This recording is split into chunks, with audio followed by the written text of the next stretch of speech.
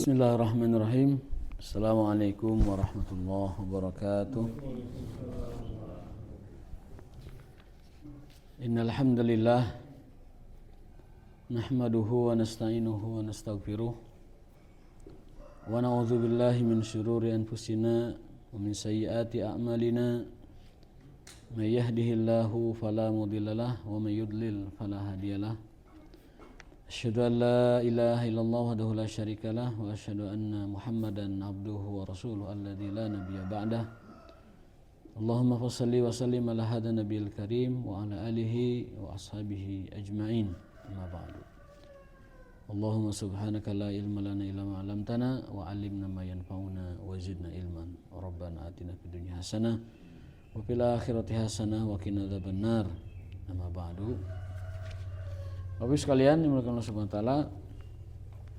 Alhamdulillah kita bisa melanjutkan kajian ta'lim ini. Mudah-mudahan ini menjadi wasilah buat keberkahan kita semua dan menjadi asbab dari bertambahnya hidayah atau ilmu taufik dari Allah Subhanahu wa taala. Di pekan lalu kita membahas tentang rintangan-rintangan dalam rangka kita menjadi hamba Allah, atau dalam bahasa Imam Ghazali awaikul ubudiyah, rintangan-rintangan menjadi hamba Allah. Sekali lagi kita selalu mengingat dan meyakinkan kepada diri kita sendiri bahwasanya tujuan kita diciptakan, dihadirkan di dunia ini hanya untuk satu tujuan, yaitu beribadah atau menjadi hamba Allah. Wa ma khalaqtul jinna wal insa illa liya'budun. Hanya itu. Tujuan kita di dunia hanya itu. Adapun yang lain-lain itu hanya sampingan-sampingan saja. Dalam rangka untuk menuntaskan tujuan ibadah tersebut, Allah memberikan fasilitas-fasilitasnya, sarana-sarananya, alat-alatnya berupa kesehatan, usia, waktu, rezeki, dan lain sebagainya. Tetapi sekali lagi banyak orang yang sibuk dengan fasilitas tetapi lupa dengan tujuan. Banyak orang yang sibuk dengan sarana tetapi lupa dengan tujuan. Maka dari itu Imam Ghazali mengingatkan kita dan juga memberikan tips kepada kita agar senantiasa kita selalu menyadari dan ingat dengan tujuan kita, yaitu ubudiyah. Jalan menuju ubudiyah, jalan menuju Allah Subhanahu wa taala itu banyak rintangan. Rintangan yang beliau rangkum itu ada 4. Ada rintangan berupa kesibukan duniawi, asghalu dunyawiyah. Ada rintangan berupa lingkungan atau pergaulan. Ada rintangan yang ketiga yaitu bisikan dari setan. Ketiga rintangan itu beliau menyebutnya sebagai rintangan luar. Kesibukan dunia itu sifatnya luar. Bisikan setan juga luar. Pergaulan juga luar. Dan rintangan yang paling berat itu rintangan keempat, yaitu hawa nafsu. Berupa kesombongan, iri dengki, syahwatul baqa, dan juga lain-lain. Kenapa rintangan yang keempat ini cukup berat? Karena dengan 2 alasan. Yang pertama, rintangan hawa nafsu itu sumbernya dari dalam diri. Jadi agak sulit kita melawan hembusan yang datangnya dari dalam diri. Yang kedua, karena rintangan yang berupa hawa nafsu itu sifatnya mahbub. Mahbub itu sangat disukai oleh diri kita. Makanya sulit kita melepaskan diri dari godaan hawa nafsu. Sembari beliau menuturkan kisah-kisah kehancuran berawal dari memperturutkan hawa nafsu. Bahkan lebih ekstrim beliau mengatakan ada orang yang menuhankan hawa nafsu berdasarkan Al-Quran surat At-Taubah, ara'aita man ittakhadha ilahahu hawahu, bahwa ada orang yang menjadikan hawa nafsu sebagai Tuhan. Muhammad, tahukah kamu bahwa ada orang yang menuhankan hawa nafsunya, memperturutkan hawa nafsunya. Nah, di episode kali ini, di kajian kita kali ini kita akan membahas tentang tiga langkah yang dapat menekan dorongan dari hawa nafsu itu.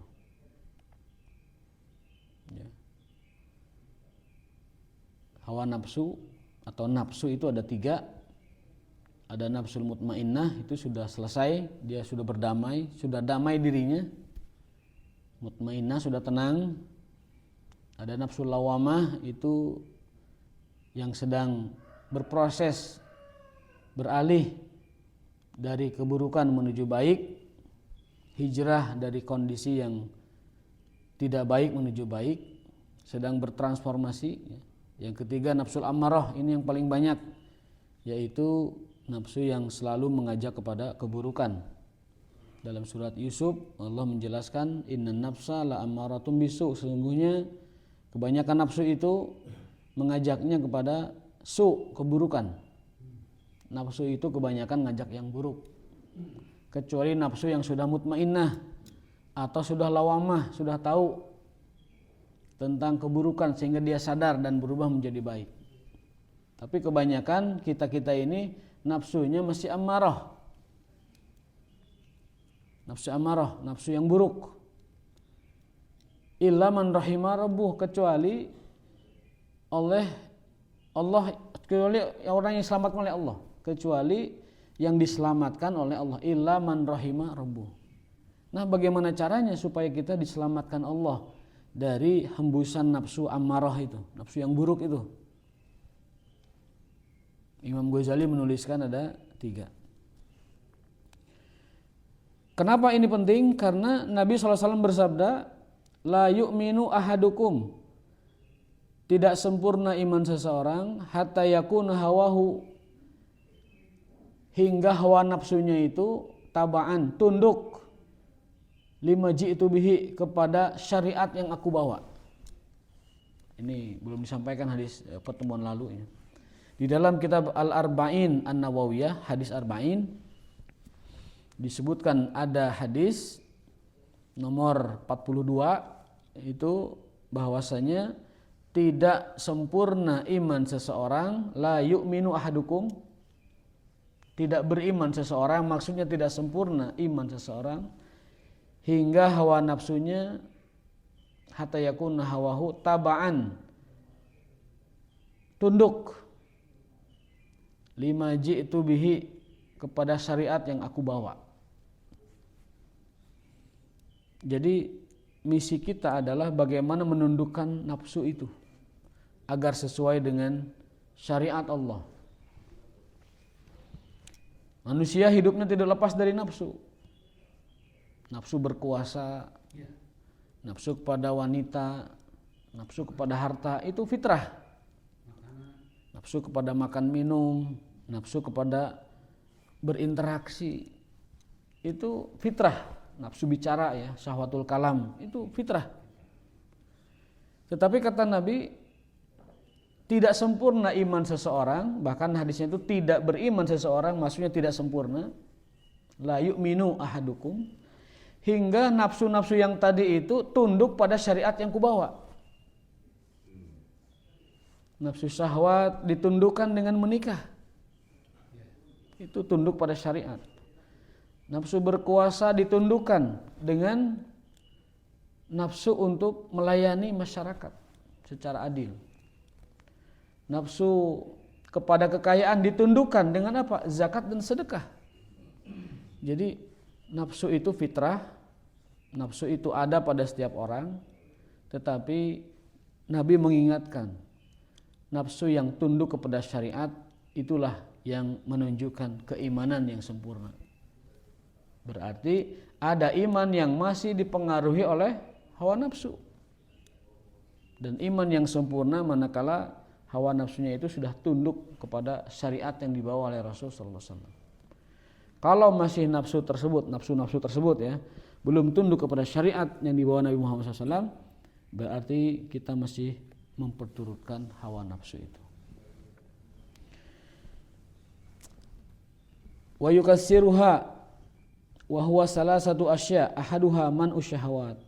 Yang pertama adalah innama yudhallalu nafsu wa yukassar hawaha salasatu asya.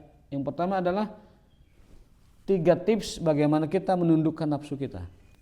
Ada 3 tips kata Imam Ghazali berdasarkan pengalaman beliau dan keilmuan beliau tentunya ya. Yang pertama adalah man'u syahawat. Kalau bahasa polisi mah itu turn back ya.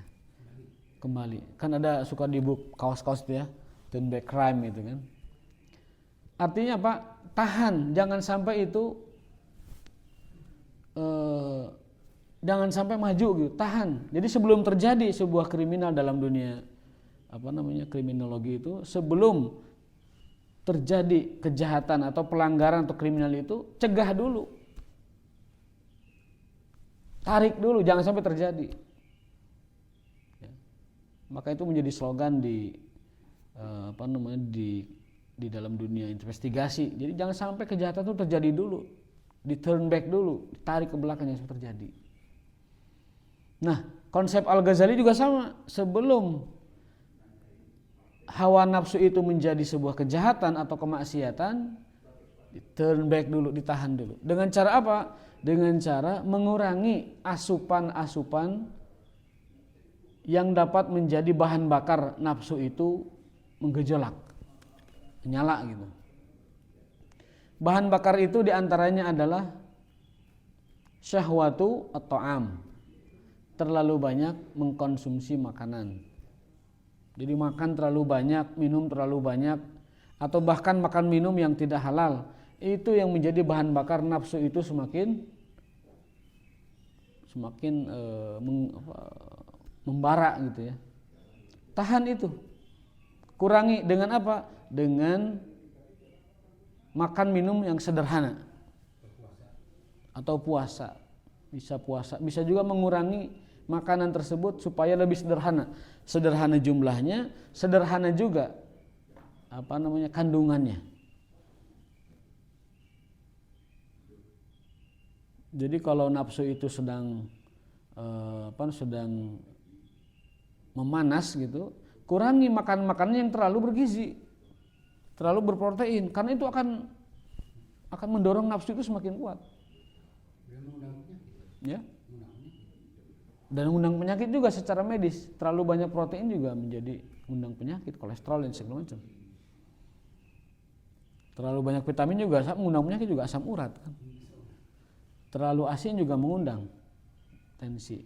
Jadi secara medis itu juga dibenarkan, dan secara syariat juga itu adalah dianjurkan bahwasanya sebelum nafsu itu menjadi keburukan, tarik dulu, tahan dulu supaya nafsu itu tidak menjadi bahan bakar ya. Makanan itu tidak jadi bahan bakar supaya menjadi nafsu.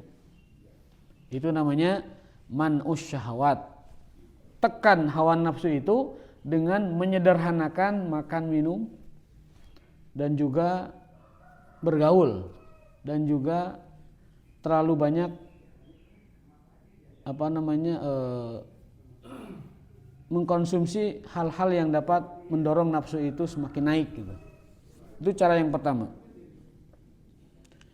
Jadi putus dulu sumber energi dari hawa nafsu itu, putus dulu, kurangi gitu. Itu sesuai dengan perintah Quran ya. Innallaha la yuhibbul musrifin. Jadi Allah itu sukanya yang sederhana, yang tidak berlebihan dalam segala hal.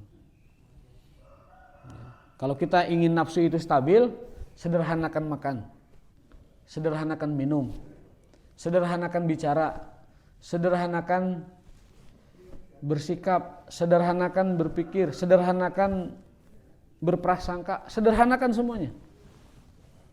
Itu nafsu bisa ditekan. Tapi kalau kita menuruti syahwatul kalam, nafsu bicara, mengikuti syahwatu ta'am, nafsu makan, mengikuti syahwatu al-suhbah, mengikuti syahwat bergaul, itu nafsu akan semakin meninggi gitu. Akan semakin berbahaya gitu. Langkah kedua agar kita bisa menekan dan mengendalikan hawa nafsu, kata Imam Ghazali, adalah hamlu asqalil ibadah. Dengan membebani diri kita, membuat lelah diri kita dengan ibadah. Jadi supaya nafsu kita itu tertekan, supaya nafsu itu meredam, ya rahmatullah, supaya nafsu kita itu tidak membara, itu langkah kedua kata Al-Ghazali adalah bebani diri kita dengan ibadah-ibadah yang berat, supaya tidak ada waktu dan pikiran untuk maksiat. Itu langkah kedua Al-Ghazali. Ini perlu dipraktekkan karena beliau berpengalaman di bidang itu, di bidangnya.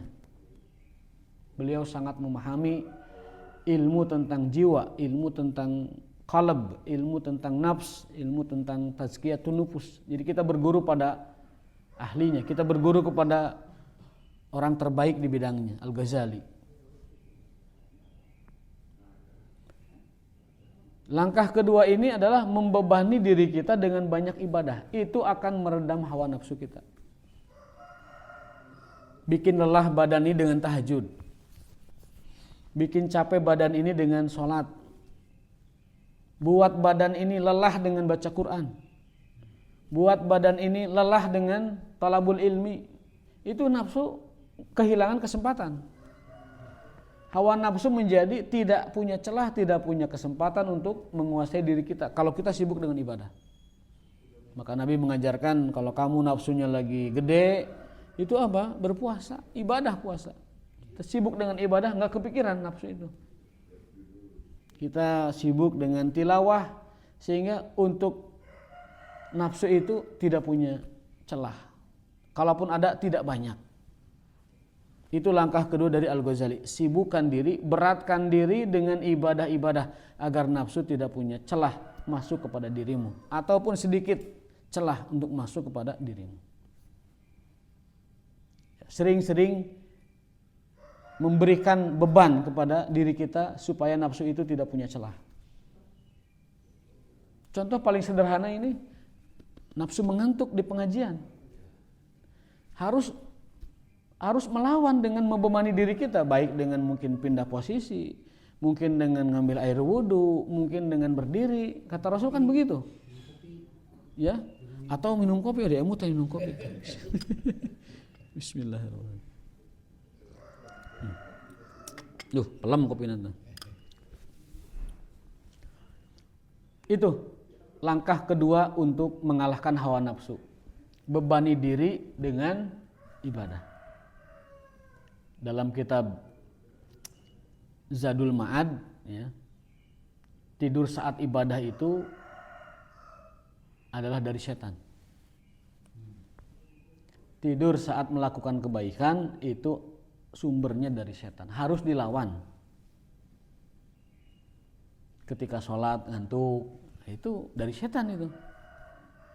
Walaupun kurang tidur. Gitu. Kalau lagi sholat tidak akan ngantuk kalau dia tidak diganggu oleh setan. Kayak saya kalau tidur malam ngantuk. Buktinya setelah sholat tidak ngantuk kan? Kalau ya, begitu keluar ngantuk. Nah itu. Di dalam ngantuk. Ya itu. Jadi supaya tidak ngantuk digerakin. Jadi an-nu'as, rasa ngantuk di saat ibadah dalam kitab Zadul Ma'ad itu sumbernya dari setan. Jurik. Harus dikalahkan. Nafsu ngantuk harus dikalahkan saat itu. Banyak yang ngantuk sih. Nah, cenghara ini. Ya. Berdiri, kemudian pindah tempat, kemudian berwudu, itu cara mengalahkan nafsu ngantuk saat ibadah. Karena ngantuk saat ibadah itu bersumber dari setan. Berbeda nafsu saat berperang. Dalam Al-Quran disebutkan, idh yughashikumun nu'asa amanatan. Kalau Allah memberikan ngantuk saat perang, itu anugerah, itu rezeki. Supaya perangnya itu cenghar. Ketika perang Badar, umat Islam itu dingantukin semuanya. Ketika perang Badar, umat Islam dibuat ngantuk oleh Allah. Ngantuk semua, tidur semua. Saat perang, bayangkan. Ketika bangun, cenghar.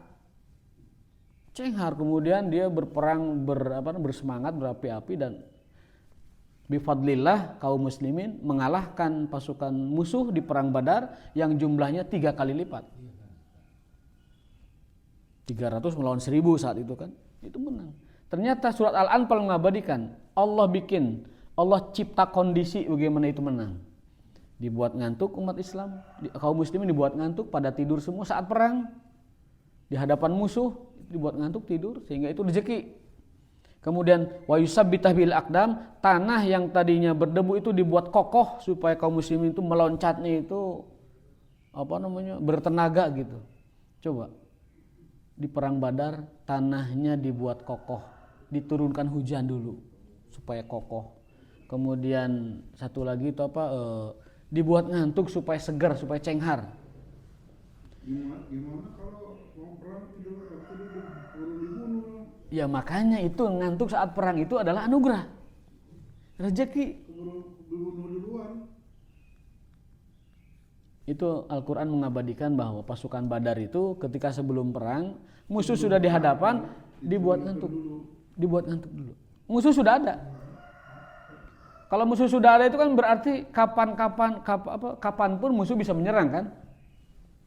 Tetapi dibuat tidur kaum muslimin sebelum menghadapi musuh itu. Tanahnya dibuat basah, kokoh sehingga bisa melompat dan berlari kencang.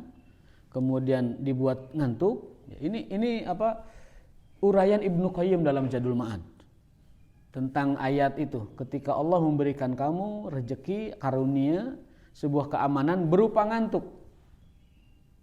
Jadi ngantuk itu setan isinya ya? Kalau dalam ibadah. Ya kayak gini lah. Iya, kalau dalam ibadah itu ngantuk dari setan. Makanya beliau ketika menjelaskan ayat ini, itu rincian, uraiannya begitu. Pak dokter. Tapi beliau tuh awas sebenarnya. Ngantuk tuh matanya, katanya menghemat energi. Jadi matanya tidur tapi awas perhatiannya. Jadi sekali lagi, nafsu itu kata Imam Ghazali harus ditundukkan dengan 3 langkah. Yang pertama, putus sumber energi dari nafsu itu. Terlalu banyak makan, terlalu banyak minum, terlalu banyak istirahat, terlalu banyak bergaul, terlalu banyak bicara, putus itu. Turn back, tahan supaya tidak. Yang kedua adalah bebani diri dengan hal-hal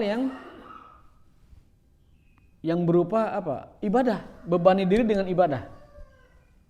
Bikin capek badan ini dengan ibadah supaya nafsu tidak ada celah masuk ke kita. Contoh yang paling sederhana yang sedang kita bahas itu adalah nafsu ngantuk saat ibadah. Itu harus dilawan. Ya, karena penjelasan dari surat Al-Anfal tadi, kalau ngantuk saat berjihad fisabilillah disebut sebagai anugerah, disebut sebagai amanah, disebut sebagai faktor kemenangan, berarti kebalikannya, nafsu sedang ibadah itu adalah bersumber dari setan.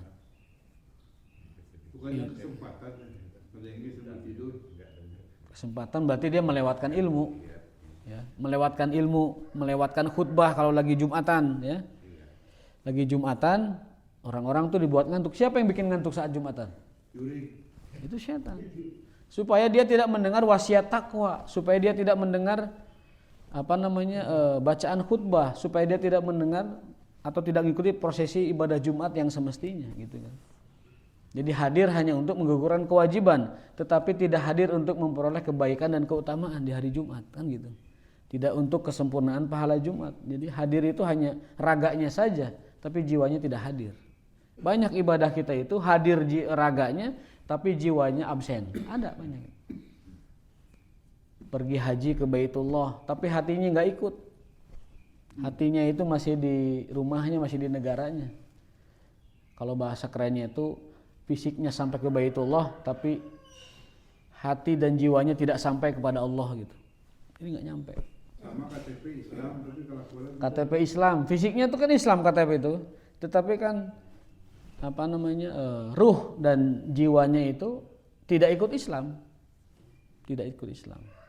Sholat juga sama, raganya sih sholat tapi jiwanya tidak ikut. Nah ini hanya menggugurkan kewajiban sebagai manusia yang berupa makhluk fisik dan makhluk rohani, kan begitu.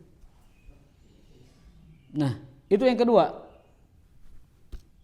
beratkan diri, bebani diri, capekkan diri dengan perkara-perkara ibadah supaya nafsu tidak punya celah untuk menguasai kita. Yang ketiga kata beliau adalah al-isti'anah wa tadarru. Sering-sering minta tolong sama Allah, minta bantuan ke Allah supaya nafsu kita itu baik-baik terus gitu. Isti'anah dalam kata ayat iyyaka na'budu wa iyyaka nasta'in. Nasta'in itu masdarnya itu isti'anah, minta tolong. Setelah kita menyatakan mengabdi kepada Allah, setelah kita mengatakan menghamba kepada Allah, setelah kita nyatakan beribadah hanya kepada Allah, iyyaka na'budu, hanya kepada Engkau kami beribadah, maka yang keduanya hanya kepada Allah kami minta pertolongan. Hanya pada Engkau ya Allah kami mohon pertolongan atau bantuan. Nah, nasta'in itu adalah langkah ketiga supaya kita selalu ada di dalam kondisi yang mengendalikan nafsu kita. Kata Al-Ghazali begitu, supaya kita dapat mengendalikan nafsu kita, hawa nafsu kita, dengan sering-sering minta nasta'in kepada Allah Subhanahu wa ta'ala.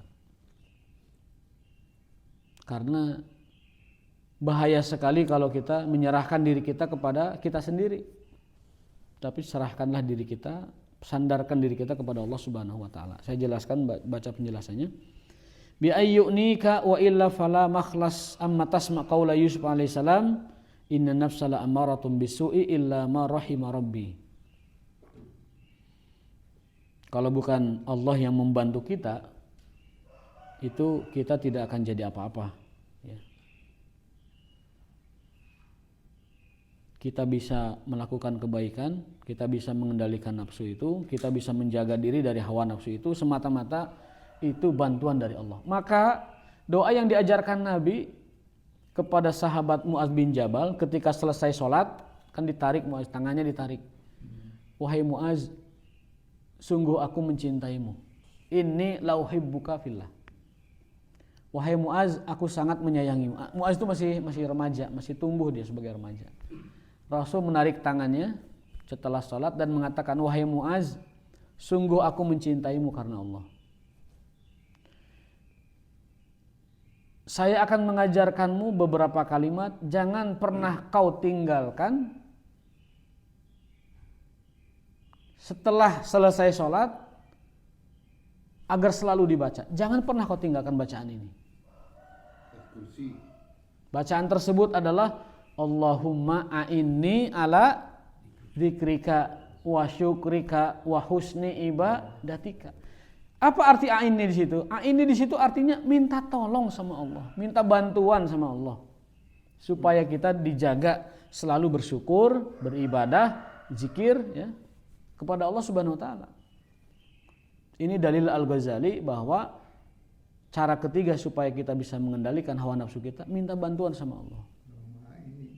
Allahumma a'inni ala dzikri, ya Allah bantu aku, tolong aku supaya ala dzikrika, supaya zikir terus kepadamu. Wa syukrika, supaya syukur terus kepadamu. Wa husni ibadatika, supaya bisa beribadah terus kepadamu. Nah, supaya kita bisa syukur, bisa zikir, bisa ibadah, itu hanya pertolongan Allah. Bukan kekuatan kita, bukan kemampuan kita, bukan daya upaya kita. Kita gak punya daya, gak punya apa-apa. La haula wala quwata. Kita tidak punya daya dan upaya, la haula wala quwata illa billah, kecuali semata-mata karena Allah Subhanahu wa taala. Siapa yang menggerakkan kita datang ke masjid? Allah. Siapa yang menggerakkan kita bisa sholat Allah, siapa yang menggerakkan kita zakat, kita sedekah, kita berbuat baik Allah. Maka hal semacam itu harus selalu kita minta kepada Allah. Allahumma a'inni ala dzikrika wa syukrika wa husni ibadat. Ya Allah, tolong aku, bantu aku supaya bisa terus ibadah, bisa terus zikir. Kalau Allah menghentikan bantuannya, kalau Allah menghentikan pertolongannya, mana mungkin kita bisa ibadah? Kalau Allah menghentikan bantuannya, menghentikan taufik dan hidayahnya kepada kita, mungkin kita sudah tersungkur di tempat maksiat. Mungkin kita sudah entah jauh kemana kita meninggalkan agama ini. Kita masih ada di titik ini, kita masih ada di kondisi ini semata-mata karena pertolongan dan bantuan Allah untuk selalu taat kepadanya. Semata-mata bantuannya.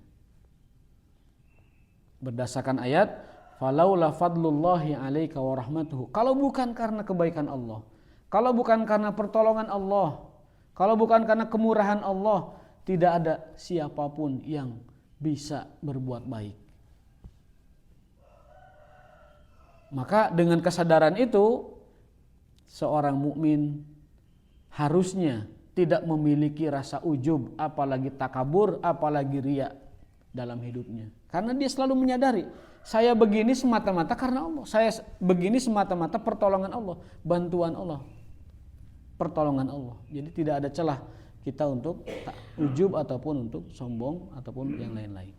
Ini langkah ketiga dari dari Imam Ghazali dalam hal menundukkan nafsu kita. Pertama apa tadi? Satu, cegah nafsu itu, energi nafsu itu terusan menjadi-jadi dengan memutus sumbernya. Yang kedua adalah bebani diri dengan capek ibadah. Yang ketiga selalu minta bantuan kepada Allah supaya tetap dalam keadaan baik, tidak digulung oleh hawa nafsu. Hadhil umur salasa, ketiga hal itu ingqadat akan membimbing kita, jiwa kita yang tamak dengan segala macam keburukan biiznillah, dengan izin Allah Ta'ala. Fahina idzin tubadi la antamliku wa taljamuha wa ta'manu min syarriha. Nah, kalau itu bisa diselesaikan, fa'lam awalan anna taqwa kanjun, maka kita akan memperoleh yang namanya takwa. Jadi takwa itu diperoleh, kata Al-Ghazali, di antara caranya adalah jika kita sudah mampu menundukkan nafsu kita. Itu takwa bisa diperoleh. Wa taqwa kanzun aziz, takwa adalah harta yang paling mahal. Fala in dhafirta bihi fakam tajid fihi min jauhar syarif. Takwa adalah berlian yang paling berharga. Takwa adalah perhiasan yang paling mahal. Takwa adalah kebaikan yang khairun katsir, yang banyak. Takwa adalah rizki yang paling karim, yang paling mulia. Wa fauzun kabir, takwa adalah kemenangan yang sangat besar. Wa ghanamun jasim, takwa adalah ghanimah yang paling mahal. Takwa itu harta yang paling besar, takwa itu adalah karunia yang paling agung, takwa itu adalah yang paling mahal, perhiasan yang paling berharga, dan juga kebaikan yang paling banyak. Juga kemenangan yang paling besar. Wa mulkun azim, dan takwa itu adalah, kalau di bahasa beliau itu adalah kekuasaan yang paling besar. Kekuasaan yang paling besar itu adalah takwa. Jabatan yang paling tinggi adalah takwa. Kerajaan yang paling besar itu juga takwa, mulkun azim. Fakana khairati dunya wal akhirah jumi'at faju'ilat tahta hadhil khoslah. Kalau orang memiliki takwa, seluruh kebaikan dunia dan kebaikan akhirat telah dikumpulkan padanya. Kalau orang itu punya jiwa takwa, maka kebaikan dunia dan akhirat telah dikumpulkan padanya. Wa ta'ammal fil Qur'an, perhatikan bagaimana Quran membahasakan takwa. Al-Quran menyebutkan ada 12 faedah, 12 keutamaan, 12 manfaat dari takwa. Kata Al-Quran, yang pertama, al-madhah wassana, Allah memuji orang bertakwa. Wa in tasbiru wa tattaqu fa inna dzalika min azmil umur. Jika kalian bersabar dan takwa, maka itu adalah azmil umur, adalah orang-orang yang memiliki ulul azmi, tekad yang kuat. Bukan ulul azmi yang versi para nabi dan rasul, maksudnya adalah orang-orang biasa tetapi punya azam yang kuat. Azmil umur, itu faedah dari takwa. Orang yang bertakwa akan memiliki azmi ataupun kekuatan dalam dirinya, disanjung oleh Allah SWT. Yang kedua, takwa itu juga al-hifdzu wal hirasah. Takwa adalah penjagaan dan perlindungan dari musuh. Dalam Al-Qur'an Allah berfirman, wa in tasbiru wa tattaqu la yadurukum kaiduhum syai'a. Kalau orang sudah bertakwa, maka tidak berbahaya apapun makar-makar musuh. Ya, orang yang takwa, makar musuh tidak akan berguna. Yang ketiga, at-ta'yid wan nusrah. Orang yang bertakwa mendapatkan pertolongan dan dukungan Allah. Ayatnya, innallaha ma'al ladzina taqau. Allah bersama orang-orang yang takwa. Bukan hanya yang sabar, yang takwa. Karena sabar itu bagian dari takwa. Lalu dalam ayat, wallahu waliyul muttaqin. Allah adalah walinya orang-orang yang bertakwa. Allah itu walinya orang-orang yang bertakwa. Yang keempat, manfaat takwa an-najatu minasyada'id. Takwa adalah keselamatan dari kondisi yang sulit. Wa rizqu minal halal. Takwa adalah syarat rizki yang halal. Kalau kita ingin rizkinya halal, takwa dulu. Bagaimana takwa itu muncul kalau rizkinya haram? Bagaimana takwa itu muncul dari sumber pencaharian yang haram? Maka Al-Quran memberikan kita faedah bahwa orang yang bertakwa akan memperoleh, akan Allah kasih rizki yang halal. Kalau kita takwa, Allah akan kasih rizki yang halal. Wa man yattaqillah yaj'al lahu makhraja wa yarzuqhu min haitsu la yahtasib. Ada pertanyaan Pak? Mungkin belum berakhir. Masih banyak, jadi kita lewat saja. Maksudnya kita sisakan buat pertemuan ke depan. 12 faedah dan manfaat bertakwa berdasarkan Al-Quran. Baru 4. Yang keempatnya adalah rizqul halal. Orang yang bertakwa akan diberikan rizki yang halal. Jadi takwa dulu, baru rizki halal. Kalau orang tidak memiliki ketakwaan, nanti rizki yang dikasihkan, yang diberikan itu rizki-rizki yang haram.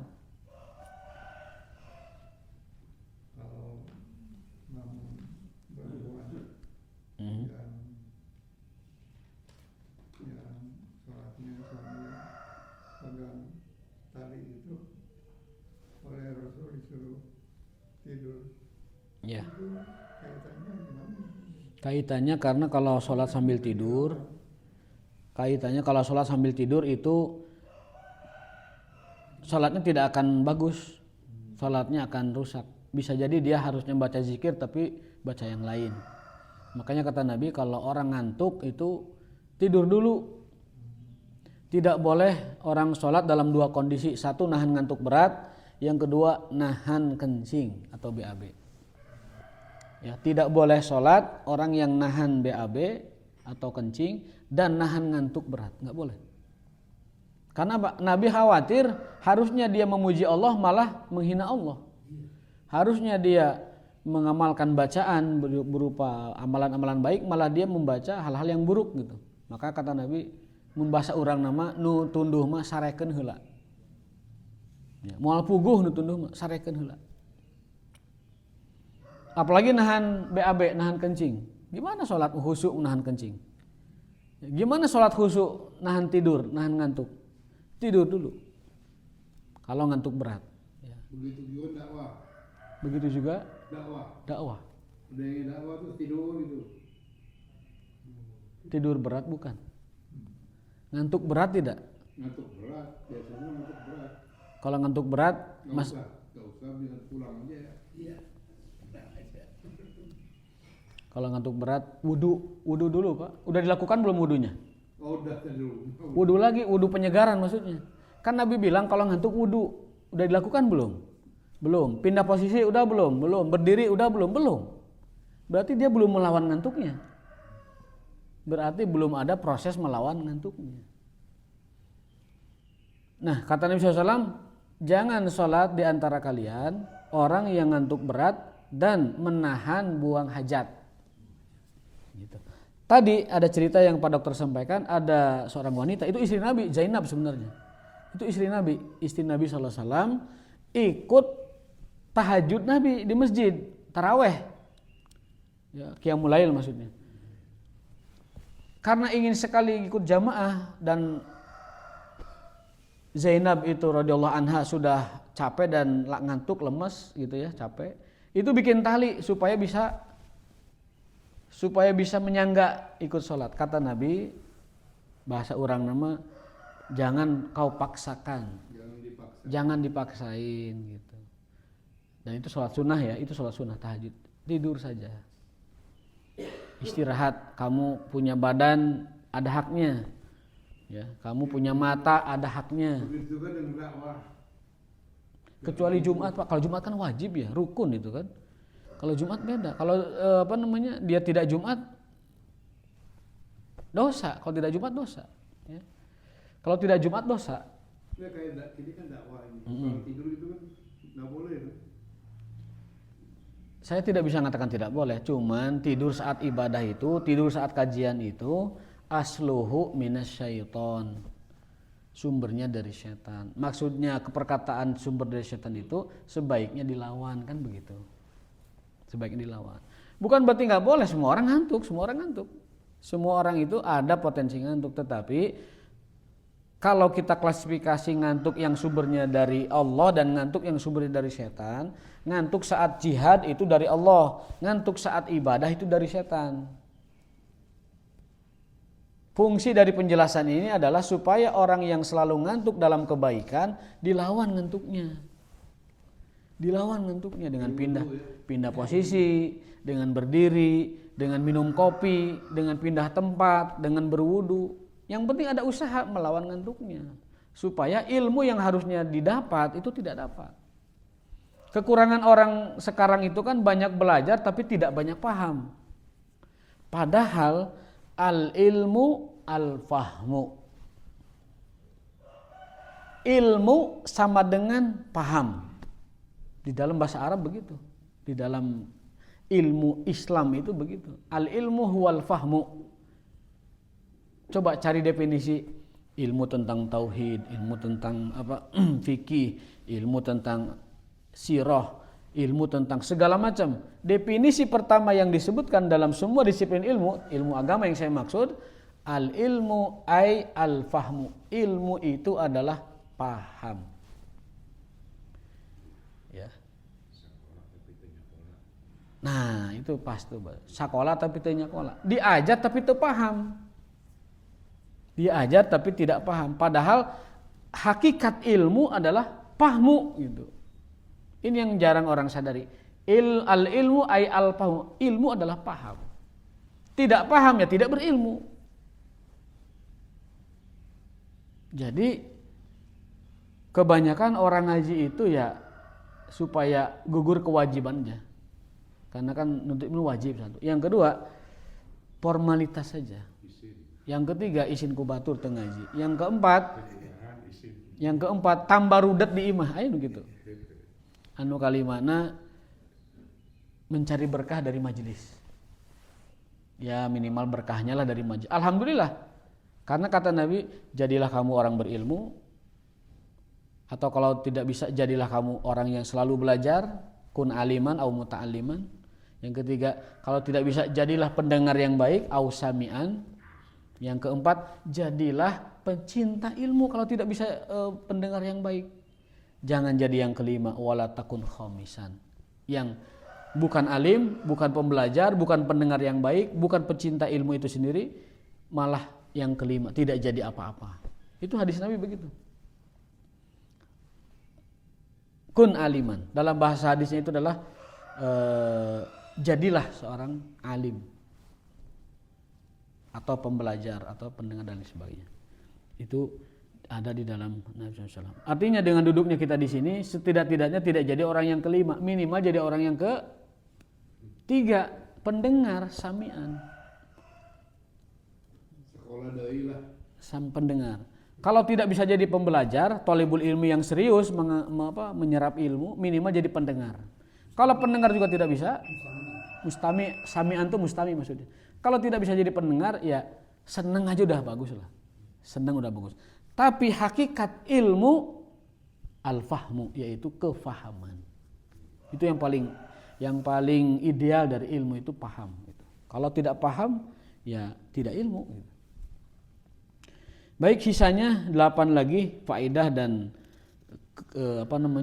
keutamaan dari takwa yang digambarkan oleh Al-Quran. Kita teruskan nanti pekan depan ya, baru 4. Mudah-mudahan 4 juga itu sudah cukup ya. Rizki yang halal, kemudian pertolongan dari Allah, kemudian penjagaan dari Allah dan juga pujian dari Allah. Pujian dari Allah, penjagaan Allah, rizki yang halal dan keselamatan dunia akhirat. Besok Jumat masih ada ya, tapi kajiannya Riyadhus Shalihin, jadwalnya Riyadhus Shalihin. Mudah-mudahan ini jadi asbab hidayah, asbab sehat. Mudah-mudahan ini jadi wasilah kesehatan kita. Mudah-mudahan thalabul ilmi ini dengan semua thalabul ilmi Allah kasih karunia berupa kesehatan supaya kita bisa istiqomah dalam thalabul ilmi. Amin ya rabbal alamin. Subhanakallahumma bihamdika asyhadu an la ilaha illa anta astaghfiruka wa atubu ilaik. Assalamualaikum warahmatullahi wabarakatuh.